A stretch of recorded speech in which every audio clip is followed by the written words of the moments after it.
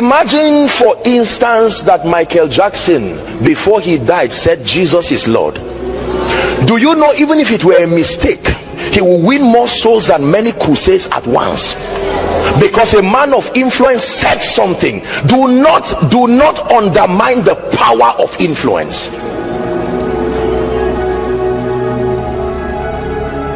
The way we speak, the way we dress, the way we think, our revelation of success, our revelation of failure, all of these have come as a result of a proposition that has been sold to us through the years.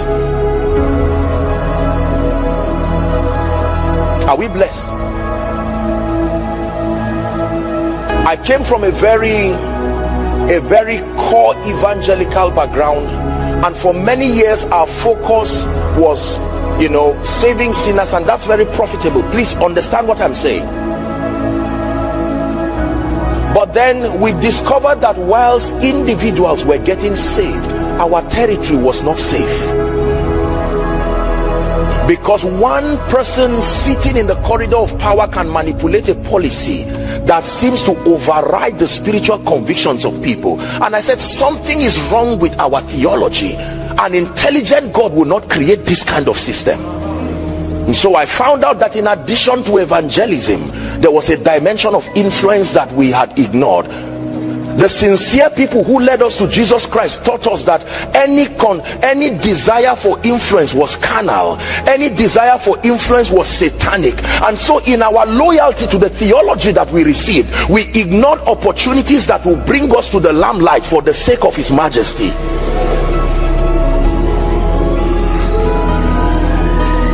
Are we blessed? The opportunity that will help us to rise to dimensions where we'll be able to mentor nations and mentor kings and bring the counsel of God to nobles, we ignored those opportunities. But we thank God for the privilege that He's given us. Every territory has the mind control systems, the kings, the captains of industry, the men and women who sit in the position of authority. And let me tell you, whoever sits in that position influences the people. The spirit of the Antichrist, we see it exemplified or personified in the person of Jezebel. Jezebel is a woman who captures the spirit of the Antichrist. And the character of Jezebel is that every time she shows up, she looks for government. She looks for the place of power to sit.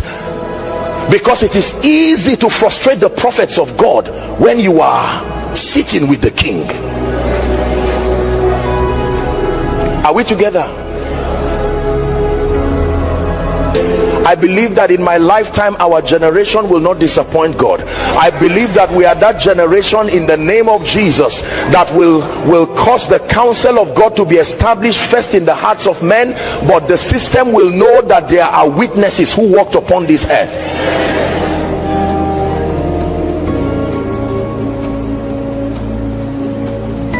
Influence is not just a carnal search for fame. Listen, do not confuse what I'm teaching you. There are people who have an ambition that does not have kingdom come in it. What qualifies, what the difference between a vain ambition and a desire to represent Jesus is the motivation behind it. For the believer, your motivation is your kingdom come, your will be done. This is why I desire growth. Your kingdom come, your will be done. This is the anthem of the believer. That everything that motivates our life, the energy that drives us, the labor that we do in the spirit, sociologically speaking and otherwise, is motivated by this one principal motivation: that the Christ be revealed, that the Christ be glorified. That's it. Every other blessing that comes whilst we seek to establish that, we receive with thanksgiving. But that our primary motivation is not becoming a great man, becoming a great woman. That's too small. That's too small a motivation.